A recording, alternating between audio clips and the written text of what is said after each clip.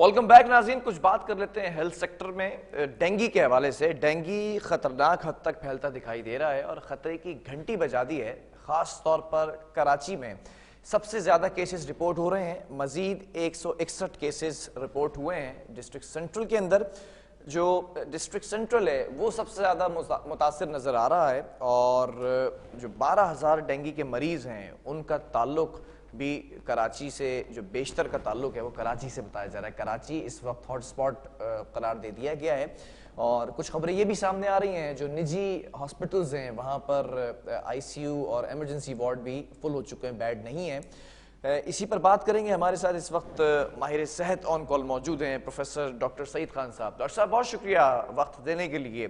Dengue کے حوالے سے جاننا چاہوں گا، یہ جو آؤٹ بریک ہے اور خاص طور پہ کراچی ہاٹ سپاٹ قرار دے دیا گیا ہے، کیا کہیں گے؟ جی السلام علیکم، بہت بہت شکریہ پروگرام میں انوائٹ کرنے کا۔ ڈینگی کے صورتحال کراچی میں بالخصوص اور سندھ میں بالعموم کافی کشیدہ ہے، بلکہ ملک کے باقی حصوں میں بھی اس وقت ڈینگی کے کیسز رپورٹ ہو رہے ہیں، اور اسپیشلی مانسون کی بارشوں کے بعد بہت زیادہ کیسز بڑھ گئے ہیں۔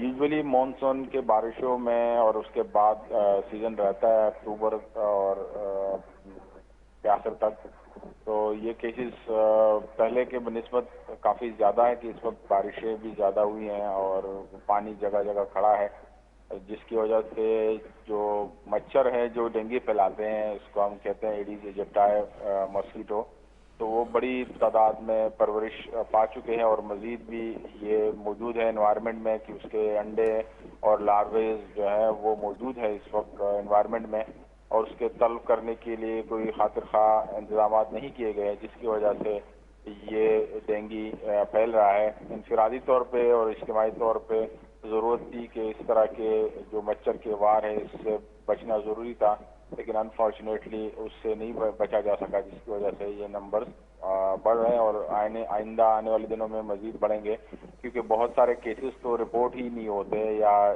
ڈیٹا جو ہے گورنمنٹ کے اس میں وہ شامل نہیں ہوتا، تو ریئل نمبر کئی گنا زیادہ ہے جو ابھی رپورٹڈ کیسز ہیں۔ ٹھیک ہے ڈاکٹر صاحب، ہاسپٹلس کی کیا اس وقت صورتحال ہے؟ کیا ایمرجنسی نافذ کی گئی ہے؟ ہاسپٹلز میں کافی رش ہے، پہلے سے کووڈ کی وجہ سے کافی تقریباً گزشتہ 3 سالوں سے ایمرجنسی ہی ہے، وہاں پہ ہر وقت جو ہے عملہ اویلیبل رہتا ہے، لیکن کرنٹ جو ڈینگی کے ایپیسوڈ آیا ہے اس سے مزید پریشر بڑھا ہے ہاسپٹلز پہ، اور جہاں پہ خون کی ضرورت جن لوگوں کو پیش آتی ہے ان کو اسپیشلی، کیونکہ پلیٹلیٹس کم ہو جاتے ہیں ڈینگی میں، تو جن لوگوں کو خون کی ضرورت ہوتی ہے ان کے لیے پھر خون کے انتظامات کرنا ضروری ہوتا ہے، جس کی وجہ سے بلڈ بینکس پہ رش بڑھ گیا ہے، لیبارٹریز پہ رش بڑھ گیا ہے، کیونکہ جس کو بھی بخار ہوتا ہے اس کے لیے ڈاکٹر اکثر تجویز کرتا ہے اس کا ڈینگی ٹیسٹ کیا جائے، یا باقی جو بلڈ ٹیسٹ ہے وہ ضروری قرار دیے جاتے ہیں۔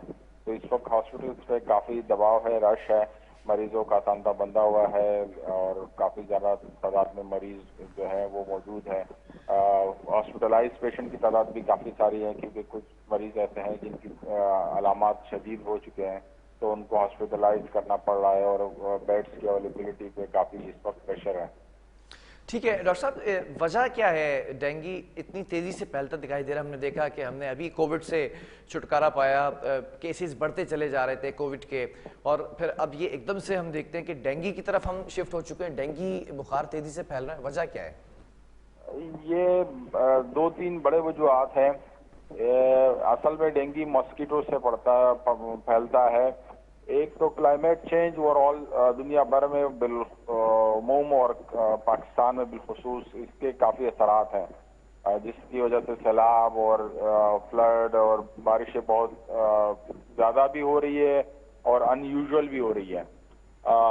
کراچی میں اسپیشلی اس کا ایفیکٹ دیکھنے میں آیا ہے کہ جو نیچرل چیزیں تھی جو ماسکیٹو کو کنٹرول کرتی تھی، اگر آپ بچپن میں آپ کو یاد ہے تو یہ ڈریگن فلائز اڑا کرتی تھی یہاں پہ، اس طرح کے درخت ہوتے، تو یہ مچھروں کو کنٹرول کرتی تھی۔ یہ ایسے حشرات ہوتے ہیں جو مچھر کو نیچرلی کھا جاتے ہیں، ایک ڈریگن فلائی دن میں 100 مچھر کھاتی ہے، تو اب آپ کو اس طرح کی ڈریگن فلائی نظر نہیں آتی، یا کچھ خاص پلانٹس ہوتے ہیں جو نیچرلی ریپیلنٹ ہوتے ہیں ماسکیٹو کے، تو یہ نیچرل انوائرمنٹ بھی چینج ہوا جس سے ایکو سسٹم ڈسٹرب ہوا اور ماسکیٹوز جو ہے اس کی پرورش زیادہ ہو رہی ہے.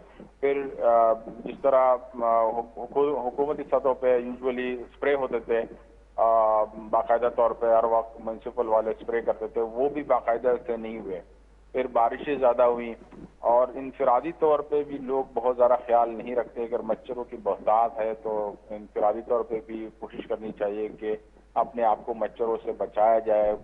کمبل آستینوں والے کپڑے پہنے جائیں, گھروں میں نیٹ لگائے جائیں, جالیاں لگائی جائیں, مچھردانیوں کا استعمال کیا جائے, یا جو ہے ماسکیٹو ریپیلنٹ جو کیمیکلز ہیں اس کو لوشن لگایا جائے.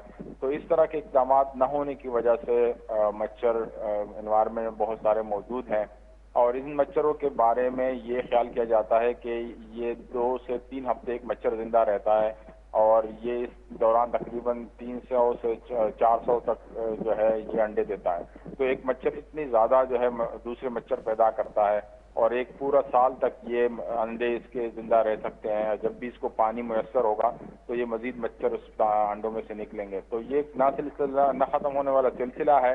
اگر اس کو ہم روکیں گے نہیں انفرادی طور پہ, اجتماعی طور پہ, تو یہ نمبرز مسلسل بڑھتے چلے جائیں گے. تو ہمیں چاہیے کہ اپنے انفرادی کوششیں بھی کریں اور اجتماعی بھی کریں, اور گورنمنٹ کو بھی چاہیے کہ اپنے جو اقدامات وہ اٹھا رہی ہیں اس کو مزید اس میں تیزی لے کے آئیں کہ جلد سے جلد اس بیماری پہ قابو پایا جا سکے.